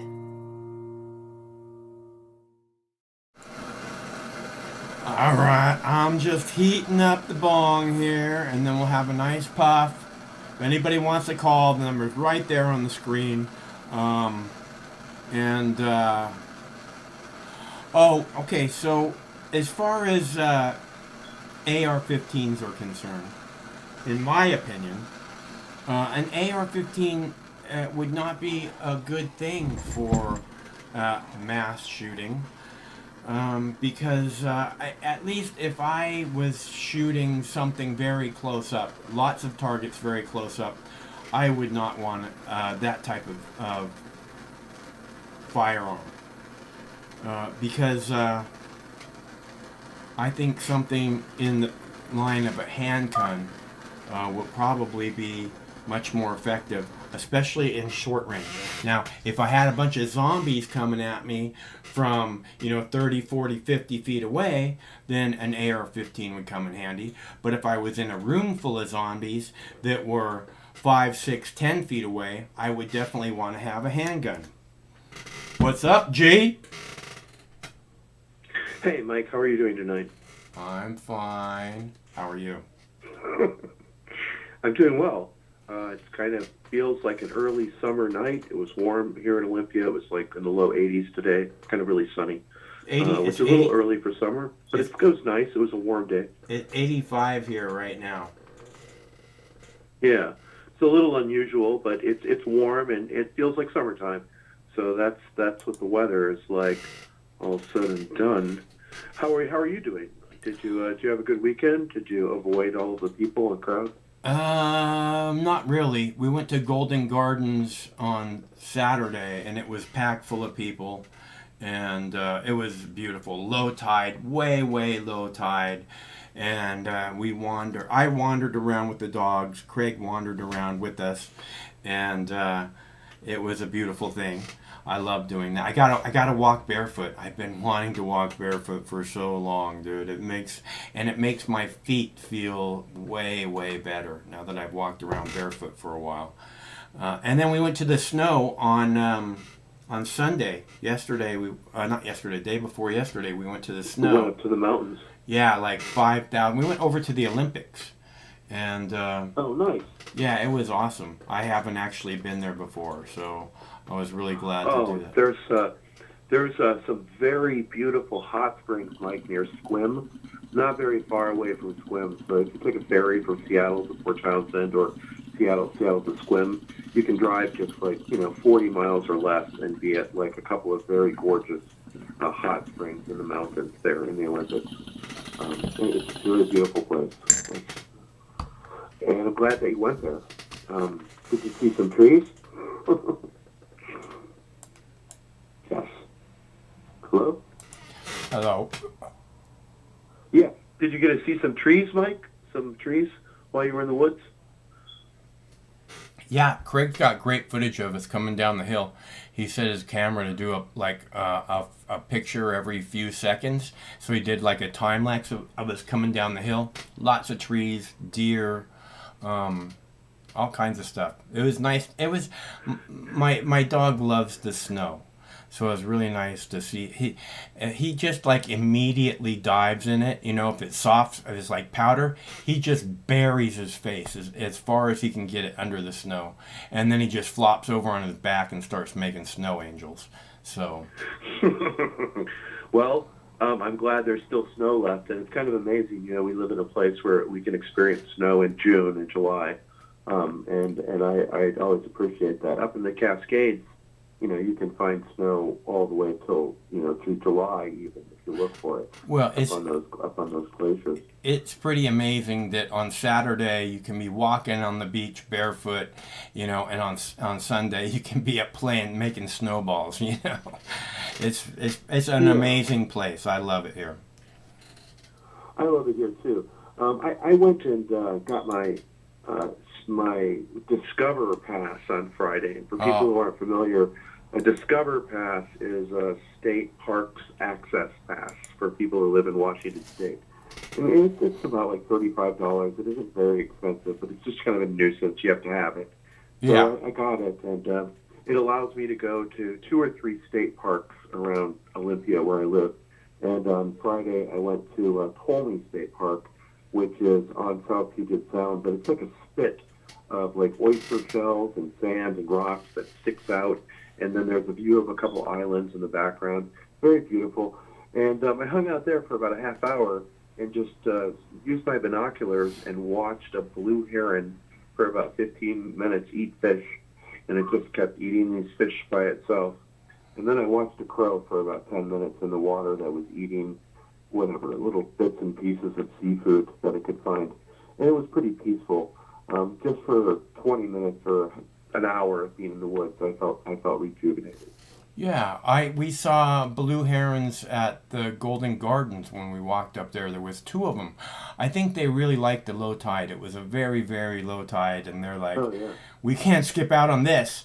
So they were fishing, and I always love seeing those birds. They're so majestic. We go down to Marymore Park, which is just east of Seattle, and it's in Redmond, and there's a dog park there, which is as good as dog parks gets. It says 77 acres of tall grass, and a stream runs through it, and it's freaking awesome.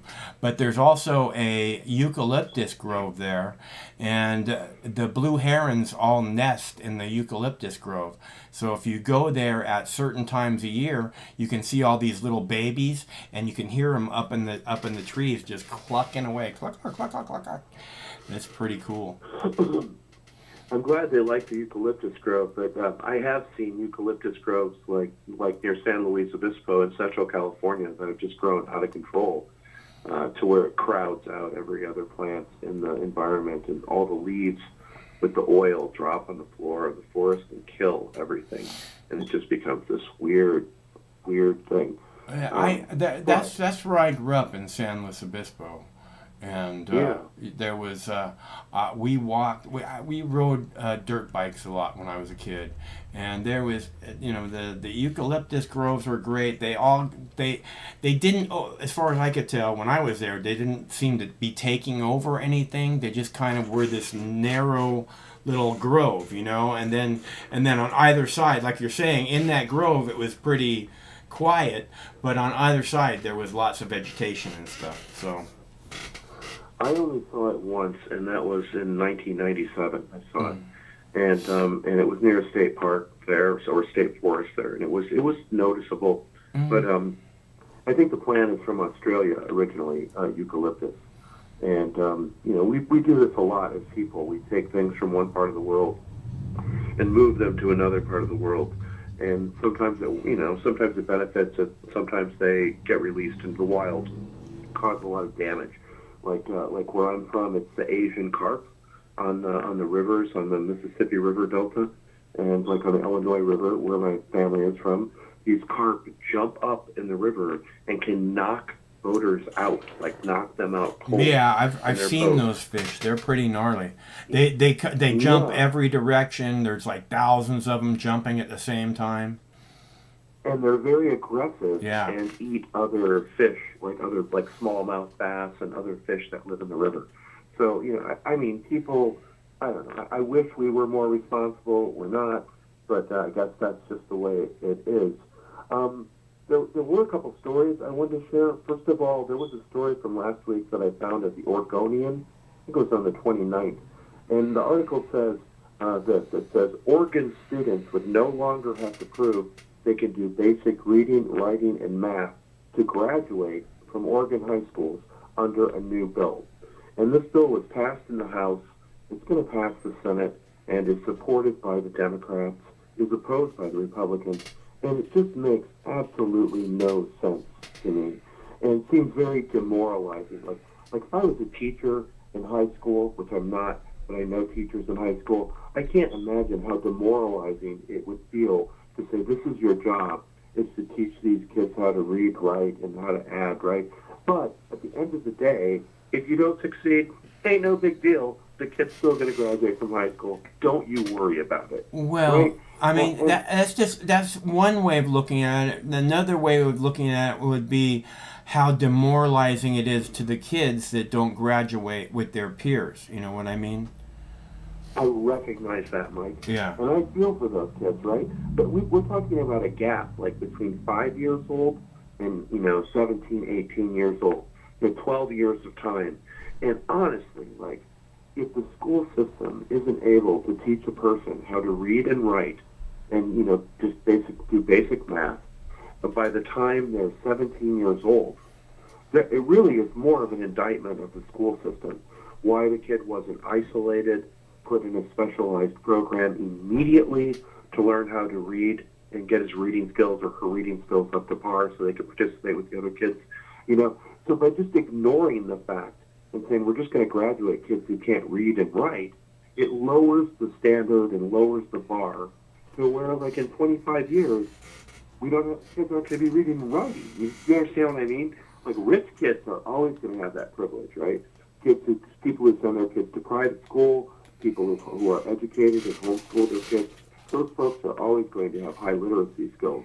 But the people in school, in public school, if they're not even expected to read and write by the time they're 18 years old, I think we're just going downhill. It really is. It's very deeply troubling to me. Well, you don't need that example to think that we're going downhill, though, right? I mean, that's just another way that society is failing humans. Yes, it's one more example that is correct. Yeah. And it just disappoints me because the money is there, the resources are there, and if they identify the problem and they can find people when they're relatively young, 9, 10, 11 years old, and they're having a hard time, they need the most attention in a way that doesn't isolate them or segregate them, but actually fucking helps them learn how to read.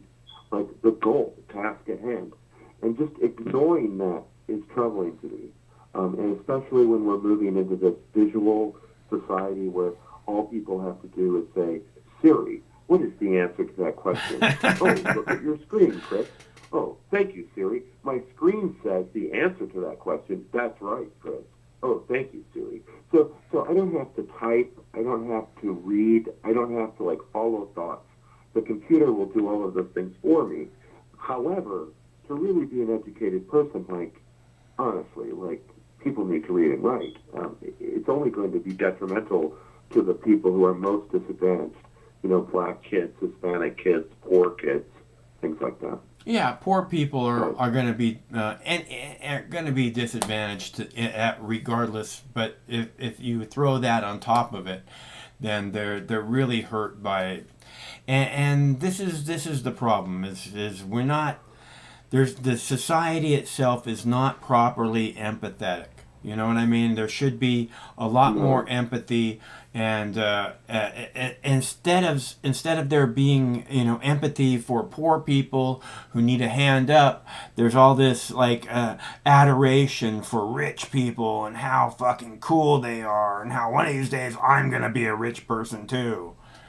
It's really fucked up. Yeah, there's a lot of envy and competition and materialism and greed going on. And that really, I don't know, it's discouraging to me. When you're going to interact with 4 out of every 10 people that you interact with, that their value system is just based on them moving ahead in the world. That's kind of disappointing. There are people out there, open-minded folks, and a lot of them are in the counterculture. People who question, people who are creative, and so on. And I have always appreciated that throughout my life. But as time goes on, I just see a much more rigid mind thing going on. For example, earlier tonight, I got in a really weird argument with one of my friends about COVID-19. And he basically said I have really poor social skills and just started to attack me and denigrate me for 10 minutes or something. Basically, the reason is because we disagreed with each other about the COVID mRNA vaccine. And all I really said is I questioned CNN and the CDC and the WHO, and I just said, I'm just a little skeptical. And then that became an excuse for this person to just vilify my character and just call me a bunch of atrocious names. Yeah. And I'm trying to figure out what it's about, Mike. But I think a lot of it has to do with people like to imagine that they're right, and when they encounter a person who questions that and says, like, I don't know, maybe you're right, maybe you're not, the only way they can respond to that is by beating that person down and ignoring everything that they say, characterizing them in a very horrible light so they can feel better about themselves while they ignore the topic at hand. And this is just almost contagious right now in the United States. Whether it's about COVID-19 or the events of January 6th. Right, you have to be woke. Or any... Yeah. Yeah. Right. So his retort is, like, because I actually... And the odd thing about it is, I've known this person for a year and a half. I've known this person for 10 years, but lived with them for a year and a half. The oddest thing about it is this personal attack, like attacking a person's character because you disagree about something factually.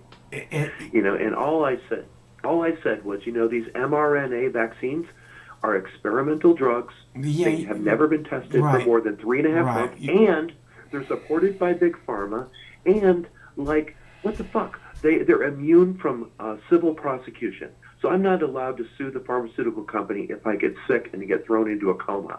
My loved ones can't sue. I go, those are 3 good fucking reasons for me not to take this vaccine. That's all. Those are facts. Okay. Look, there is other reasons why someone might respond to you about that than some kind of ego thing. I think that there's a good chance people would respond, like right after 9/11. If you started trying to tell people that, it looked funny, or, there's something not right about it, they would look at you and say there's something not right about you. You know what I mean? Exactly. So, and I don't think that that's an ego thing so much as it's like a scared thing. It's like, that means that the government's lying to me. That means that the news is lying to me. And if the government and the news is lying to me, I don't know what's real anymore. So I know, I understand, and I get it. I totally get that. But I want to note here, this individual who I'm speaking to also, like myself, doesn't support the U.S. government's policy on Syria, and believes that John Kennedy was assassinated. Believes 9/11 is... we agree on a lot of different things. Mm. But his faith and conviction in this, like, COVID-19 narrative is, like, unquenching. And in fact, at any time there's a crack or something, instead of discussing any article or data or information about the crack in his wall, he just gets defensive and starts calling me names and shouting at me. And it's really strange behavior. Do you point out that when you're called names, that's not much of an argument, or? Of course I do. Yeah. Of course I do. Yes, absolutely I do. And it has no bearing, because at a certain point the person just gets kind of like delusional and just starts talking over me, and I can't even get a point in. But the thing that's frustrating about it is, and I realize... Are you talking about me? Are you talking about me talking over you? Is that what you're trying to say? Is that you can't get your point in because I'm talking over you? Fuck you, Mike. Fuck you, Mike. Fuck you. No, I'm not. But that is the kind of, like, juvenile behavior that's going on here. And the thing I recognized is that, and this is kind of a sorry state of affairs, is that neither one of us has watched a film or a documentary or read, like, a 5-page article together and talked about it. We both read the article, we both watched the video, and then we talked about what we just read or saw. And that's part of what the problem that's going on here, is that people are unwilling to share, and honestly share. Like, Facebook and all of these social media platforms have allowed people to share sites with each other. So here's the link to that article. Oh, yeah, I got that link. Did you fucking read the article? No, you didn't.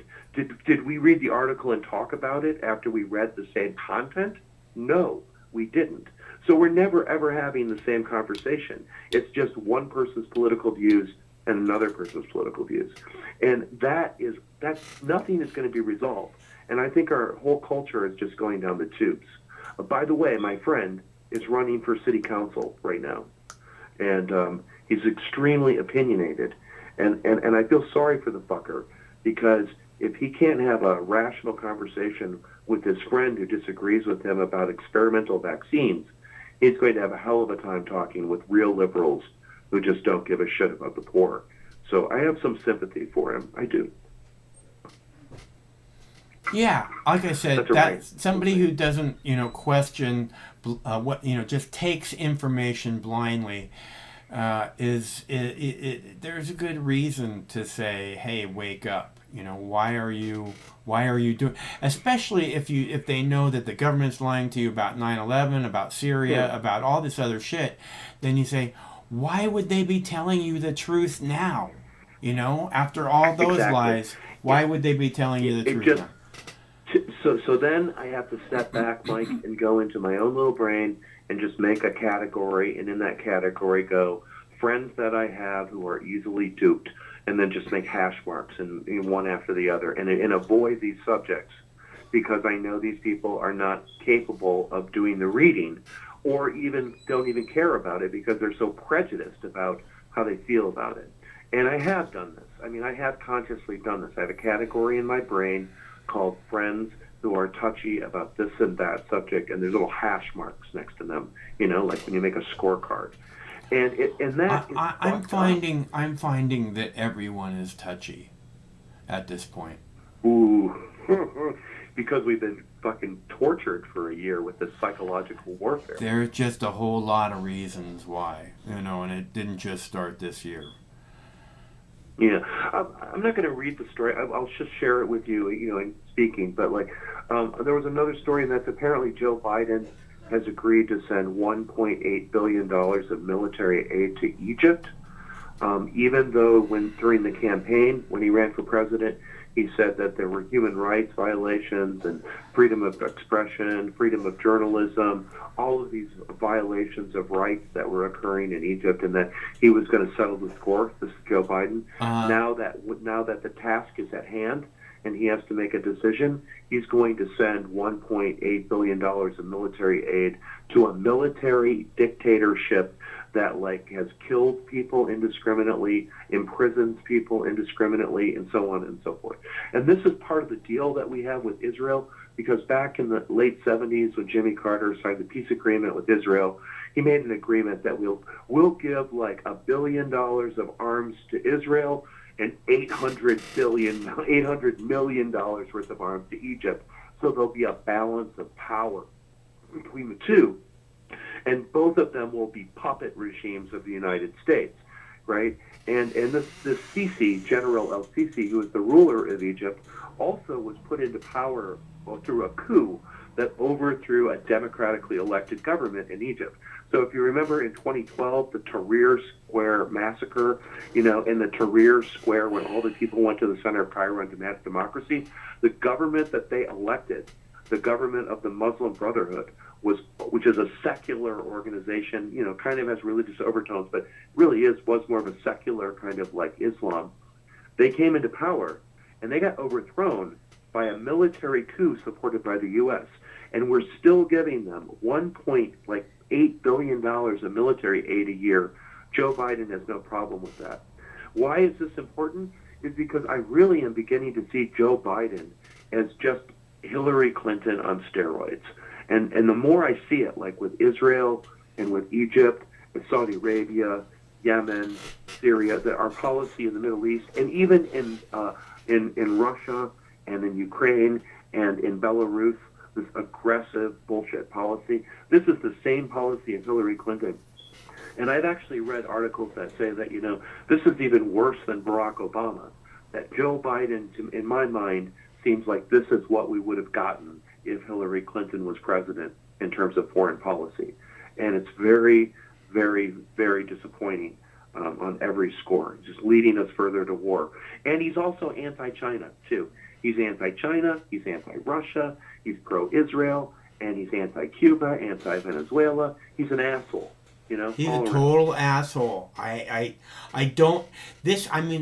This is the real problem with, the whole election, is that Joe Biden is a giant loser piece of garbage, and somehow we're supposed to pretend like we don't know that. Not that Donald Trump's any Everything. better. You know, he's a slimy fuck. It's just Joe Biden, you know, he doesn't have anything in the way of charisma compared to Donald Trump. And I think He that has there's a just... 40-year Yeah, He has a 40-year track record, Mike, Yeah. of being an asshole. right. You know, Donald Trump was an asshole because we all knew he was an asshole. But this guy has a track record of being an asshole Right. for 40 fucking years on every single issue. As a public servant, he has a very public history, like you said, and I'm sure that he would not hesitate for 1 second to call his job for the last 40 years public service. You know, and as far as I can tell, the only people he's served is himself and the military-industrial complex and the pharmaceutical industry. Oh, and the insurance industry and the petroleum industry. Yeah, and probably big tech too, you know, DARPA and Yeah. all of them. DARPA's And- military. and- DARPA's 100% Yeah, it is military-industrial military complex. half of everything too. Yeah. Yes, he's horrible, and I don't get it. Like this friend of mine who is screaming at me about, you know, being a fascist because I am skeptical of the COVID-19 narrative, which is weird. You know, at the same time, he's straddling as a liberal all of these questions, right? And on many of these questions, he's citing them. Well, this is the best we can do. But like Joe Biden was against $15 minimum wage. He was against student debt loan forgiveness. He was, like you said, for war. You know, he's been for corporate profits. And the guy is a total asshole. And why any of these people who claim to have a conscience are siding with him just tells me that they care more about winning and power than they care about what they claimed to believe 15 years ago. Like, remember liberals back when George Bush was president who opposed the Iraq war, who were like people like John Kerry, for example. No, not John Kerry. He wasn't opposing war. You know, Dick Durbin opposed war. There were like 10 of them who did, right? And the senators who opposed the Iraq war. Where are those people today? Like, where are their voices in the Senate and in the Democrat Party? They're gone. Instead, we just get a fucking corporate proto-fascist asshole. Right. Yeah. There's no replacement for Dennis Kucinich or Ron Paul or any of these people who would talk about your rights. You know, they don't care about your fucking rights. They care about their agenda and making sure that gets passed. What do you think about this AR-15 thing? You think that if they banned AR-15s that would end mass shootings? Well, no, I don't believe that if they banned automatic rifles, that it would automatically, you know, translate into less gun violence, right? Because I think that I think the reason why we have gun violence in this country is because people are so freaked out from living in a capitalist economy that when they lose their job, that when they're under economic stress, you know, when their families abuse them for 25 years, they lose it and they just act out however they can. If they have a gun, it makes things easier, I guess, but they're still going to act out. Now, in terms of like gun regulation, though, I don't know how. I'm not into banning guns, right, Mike? But at the same time, like, I do think that, like, maybe if you want to have an automatic rifle, maybe you should have to pass a test that shows you're proficient with your weapon.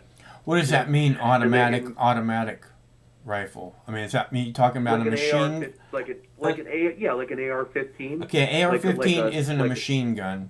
A machine gun. Okay, right. You got to press the button. Right. Well, more than once. You have to press it more than once. Right. The trigger. I understand the concept. I'm just saying that, like, I wouldn't even be freaked out that if some person who had a semi-automatic rifle had to take a couple of 16-hour courses and sign off showing that they were proficient with their weapon or something along those lines. That wouldn't bother me very much. I think hunters have to do something like that.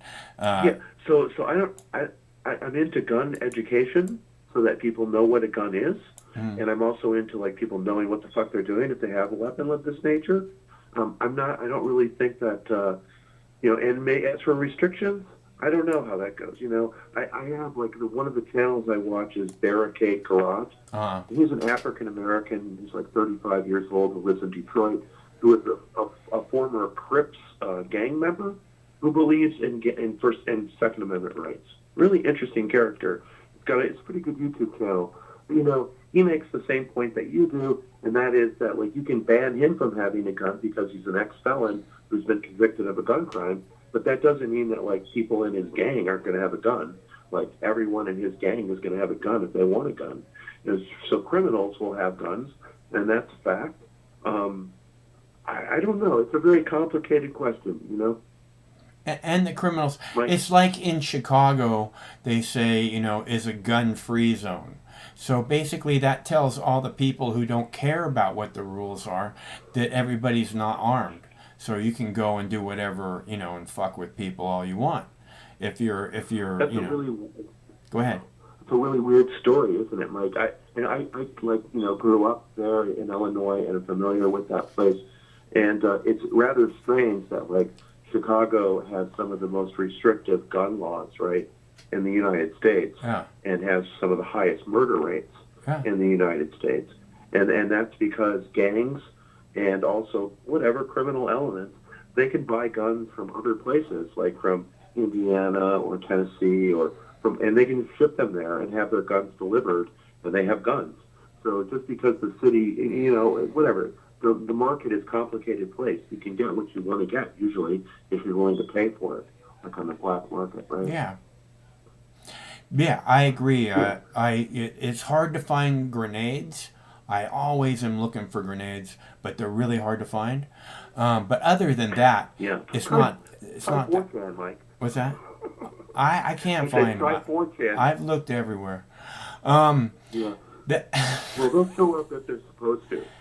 I see. I get jealous, right? I don't particularly care for Japanese movies the way I do for Chinese movies, but I love Japanese gangsters, right? Japanese gangsters are like the most badass crazy fucks in the world, at least on video, and like, so there'll be a gang, and there's always one of these guys that has fucking hand grenades, and I'm like, that's me, because if I was that kind of criminal, that would be my weapon, my first weapon that I would want. So, a little handbag full of hand grenades.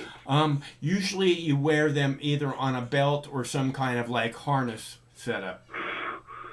Well, there you go. You have a Halloween costume for 2021. Oh yeah, right that'll there. Turn out really well. Mox What could News- possibly go wrong? Mox News let loose with two straps across his chest with fake grenades. That's perfect. Dies in the an street. AR-15 in his left hand. Dies in the street at trick-or-treating for Halloween. All right. Well, I'm going to let you go. I did want to share those two stories, and it was nice talking to you. And I'm going to just try to demonstrate compassion and not worry about my friend so much. And I did give him some advice. I said, since you are running for the city council in Olympia, you should advocate for decriminalizing psychedelic mushrooms. Mm-hmm. I said, and the reason why I told him, I said, is because it's been decriminalized in 8 progressive cities, like in Massachusetts and Michigan and Colorado. And I go, and the really cool people downtown wouldn't want to be outshone by those other progressive communities, would they? You definitely should run with this. Yeah, it's a good plan, dude. I said that to him verbatim, and then I sent him the link to Decriminalize Now, which is the group up in Seattle, which has been advocating the Washington State Legislature and the Seattle City Council for a couple of years on this subject. So hopefully he'll open up the text and read the link, and then he'll know what he's talking about if he wants to talk about it. I hope he does. Whatever. It seems like if you do that while you're campaigning, talk about it, you'd get a whole lot of people's attention. Probably be all over the news. I know. So this is what I said. I said, dude, what you should do is just get a petition, like do it real easy, like change.org, and get a print copy of it and leave a copy of the petition at every single cannabis dispensary in the city, which is like 20 of them. And they're all private business owners, so they would agree. And then just like put your name somewhere on that piece of paper, you know, on a scrap of paper next to it. And I swear you would find easily 800 to 1,000 people who would vote for you in the primary if you wanted to actually be on the city council. You know what I mean? This is what I'm saying. His response to me was, "That sounds like a lot of work. I'm not running a campaign to decriminalize drugs. I'm just trying to get other opinions on the ballot. Like, whatever, dude. Okay, cool. Wow. See you later." Good luck with that. He sounds really motivated. Doesn't he? But I did plant the idea in his head, and hopefully when he consults with some of his friends, someone else will mention it, and he'll go like, "Hey, that's a great idea." And then he'll have the link in his goddamn phone. Yeah, somebody anyway, he actually respects. I know it. God damn it. You had to be really harsh about that, Mike. I know, it's so true. Okay, so I'll let you go, and I hope you have a nice rest of the program. I'll talk to you later in the week. Okay, look forward to it. Craig has a good night. I hope get some sleep. All right, take care, Mike. Okay, good talk night. to you later. That's our buddy Chris from Olympia. It's always good to hear from Chris. He's full of information. Okay, so I am out of videos. I love showing my beautiful babies on the YouTube because they look so good. They're such beautiful babies. That being said, like I said, I don't have any videos. I have I'll take another phone caller, though you have to make it quick because I need something to drink, and since I'm out of videos, I can't just walk away from the camera with like a sign that says "one moment please." Although I should get one of those. That's a pretty good idea for on days when I don't have videos. So I could always put Kennedy up there with for please wait. Let's see. We'll be back in one moment. And Kennedy dancing and dancing and dancing. She's so sexy. I tried to look for a Kennedy clip today. I got one that was pretty good. I will play it. I'll probably post it this week before I get to play it. So I am looking forward to that because it was pretty darn good. I might post it tonight once it cools down a little bit. So we don't have any callers. I hope most of our regular viewers are off enjoying the beginning of summer. Because in Seattle is definitely starting to feel like summer. So I'm going to go, I don't think we're going to do this tomorrow. It's 85 today. It's supposed to be 80 something tomorrow.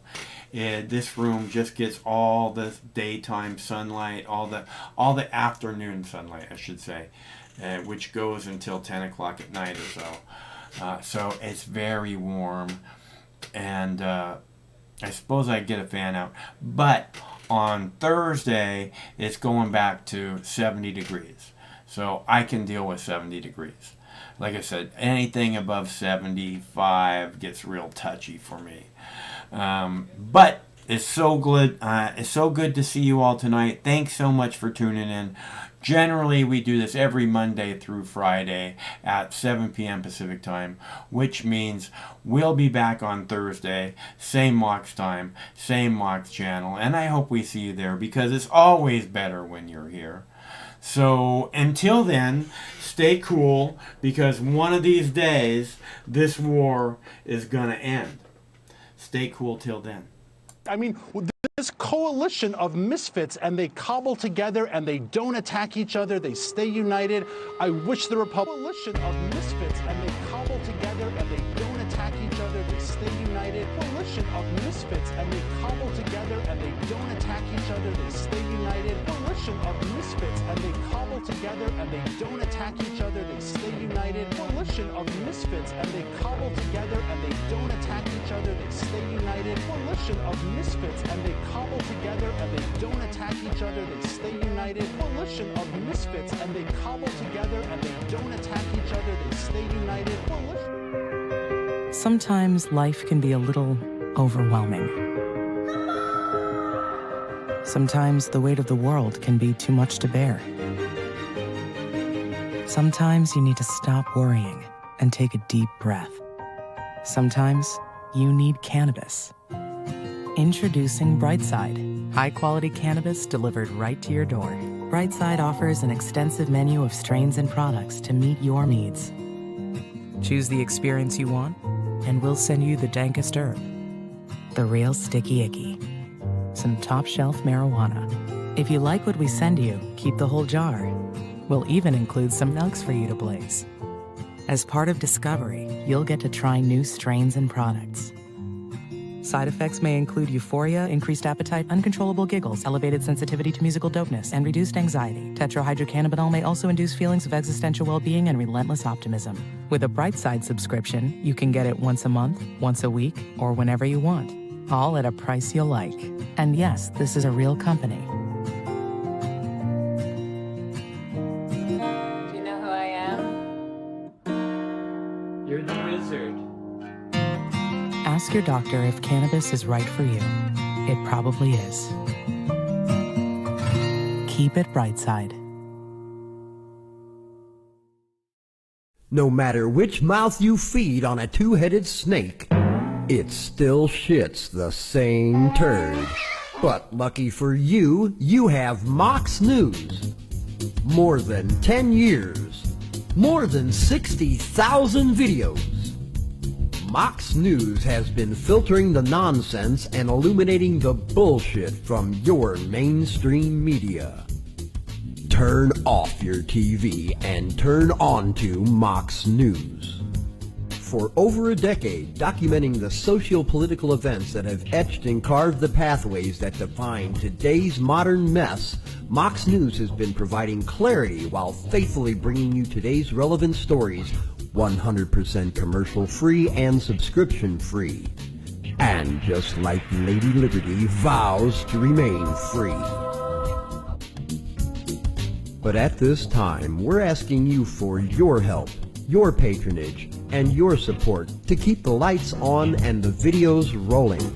For less than 17 cents per day, you can become a basic subscriber, knowing that your donation is truly making a difference that will help continue bringing the news stories that make a difference in your life. Turn on, tune in, and drop a couple dimes today by clicking the link below or visiting moxnews.com and show your support at any level. From a single one-time donation or dedicated monthly subscriber, do it now in less than 2 minutes. All donations are safe, securely processed, and verified using PayPal, Visa, MasterCard, American Express, or Discover Card. As always, we're sure you'll find something of interest each and every day. This holiday season, give the gift of Mox. moxnews.com.